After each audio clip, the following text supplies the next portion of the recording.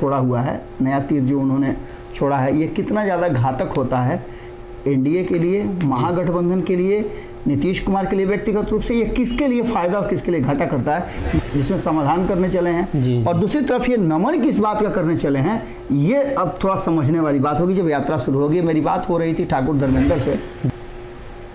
तीर जो लालटेन के साथ आ गया था, नई लालटेन को डैमेज कर रहा था, तो उसको डैमेज करने के लिए पंखा चलाकर उसको बुताने का कोशिश करना है। तो तीर को छोड़ने के बाद उन्होंने अपनी पार्टी बनाई, राष्ट्रीय लोक जनता दल। इस राष्ट्रीय लोक जनता दल को लेकर के है उपेंद्र कुशवाहा को कि अब उन पर कोई दबाव बनाने वाला नहीं है, कोई उनको पार्टी से निकालने वाला नहीं है। एक तरफ से जहां नीतीश कुमार लगातार अपनी यात्राओं के लिए जाने जाते हैं, वहीं उन्हीं के नक्शे कदम पर चलते हुए, क्योंकि अभी भी अलग होने के बाद भी उन्होंने कहा है कि नीतीश कुमार जी मेरे बड़े भाई हैं, आगे भी रहेंगे, उनके साथ कोई रिश्ता तो नहीं रखूंगा, लेकिन जब कि रोने को थे तब तक आंखें खोदा गया, बहाना मिल गया जी। अब आखिर तेजस्वी यादव ये कह करके कि नहीं हम बनवे करेंगे, जिदियाने लगे। नमस्कार, भारत लाइव देख रहे हैं आप और ये रातों रात है। बिहार की सियासत से जुड़ी हुई कई घटनाओं पर चर्चा होगी और उपेंद्र कुशवाहा ने जो नया तीर छोड़ा है उस पर विश्लेषण होगा। उपेंद्र कुशवाहा बाबा तीर छोड़ दिए हैं जी, दो मायने में तीर छोड़ा गया। एक तो उपेंद्र कुशवाहा तीर को छोड़कर अलग हो गए और एक नया तीर छोड़े हैं जो सीधा नीतीश कुमार को लगने वाला है। देखिए, उपेंद्र कुशवाहा तीर के हुए कब थे?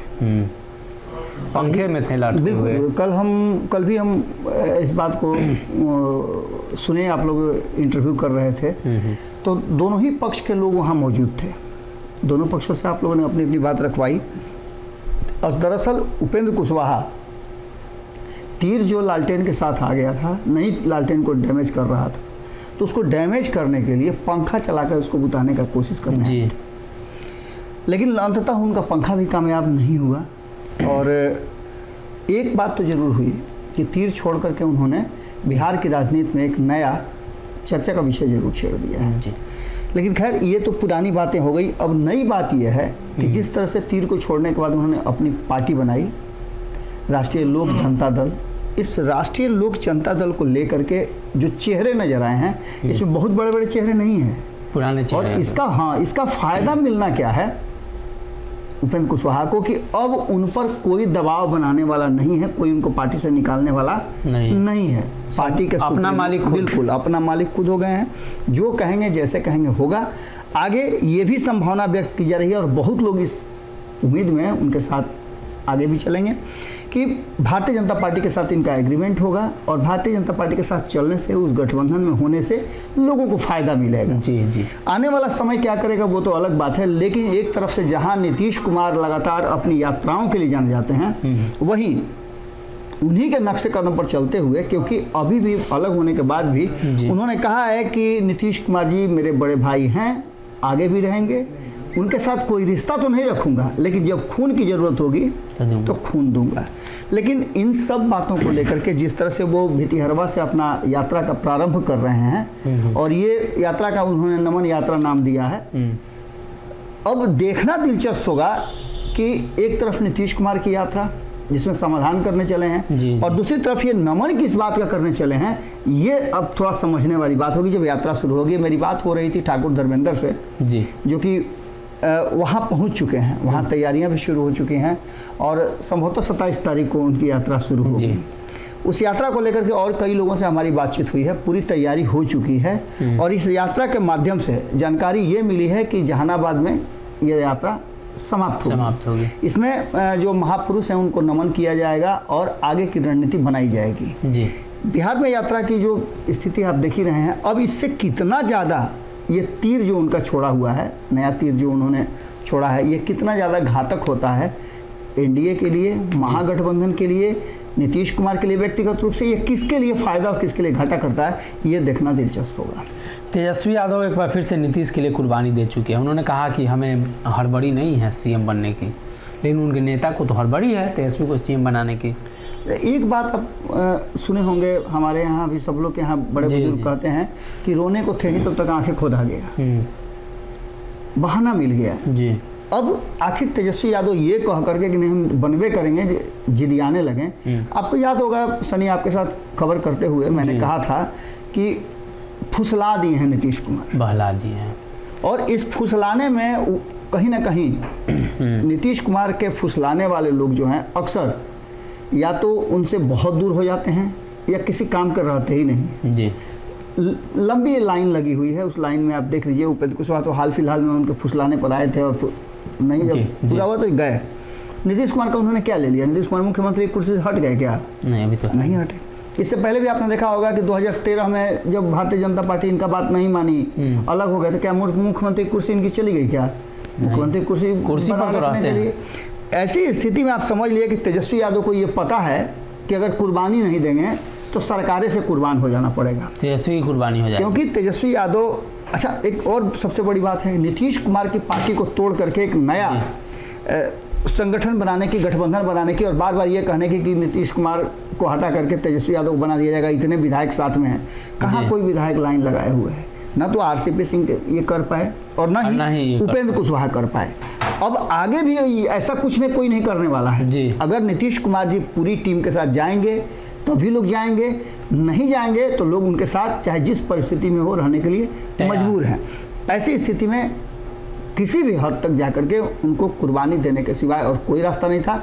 भले जितना भी सर पटक लें, जितना माथा पटक लें, जितना भी कुछ नीतीश कुमार को बुरा भला कह लें, चाहे विजय मंडल कह लें, चाहे अन्य लोग कह लें, चाहे 2023 में मुख्यमंत्री बनने की, होली के बाद मुख्यमंत्री बनने की बात कर लिया, तेजस्वी यादव समझ गए हैं कि उनके लिए रास्ता सिर्फ एक है और वो है कुर्बानी।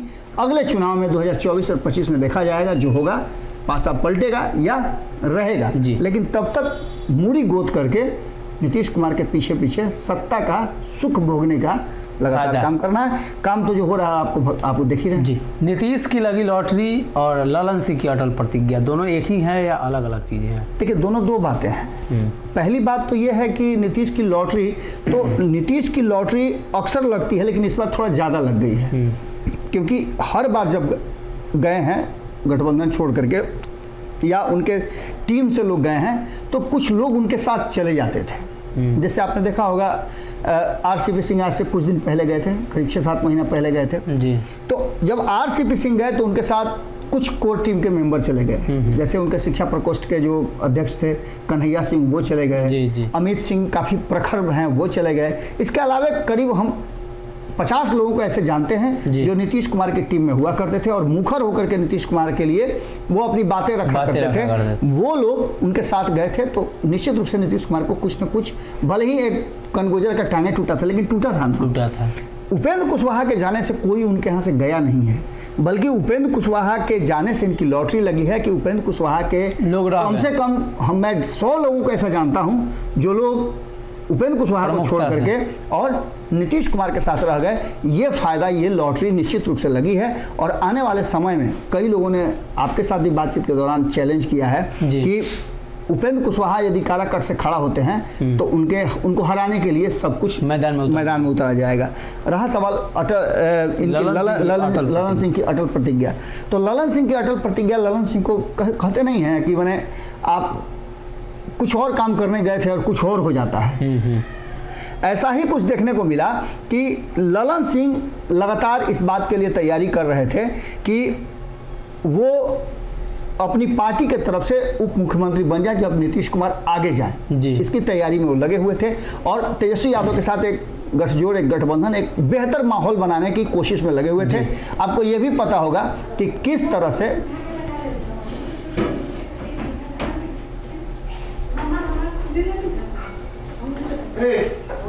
हल्ला करके नहीं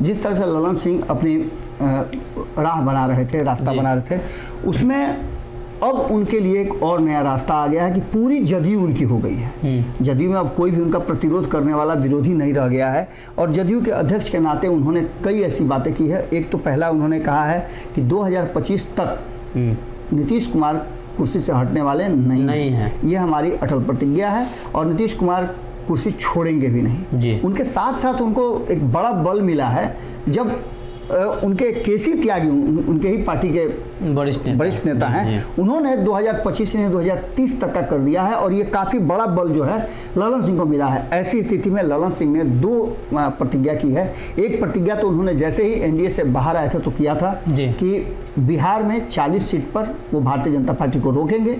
इसके लिए जितना भी मेहनत करने की जरूरत होगी वो करेंगे।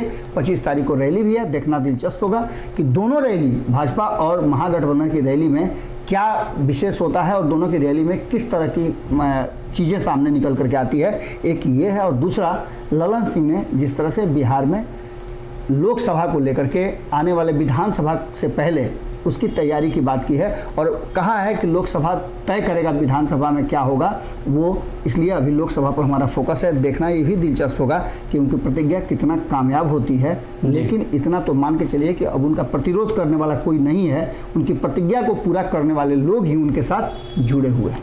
तो कहीं ना कहीं ललन सिंह स्पष्ट कर चुके हैं कि मुख्यमंत्री की जो कुर्सी है वो नीतीश कुमार के पास रहेगी और उपेंद्र कुशवाहा की यात्रा ने एक बार फिर से ये साबित किया है कि उपेंद्र कुशवाहा अब पार्टी बनाकर बैठेंगे नहीं, वो नीतीश के खिलाफ बिहार में घूमकर प्रचार करेंगे।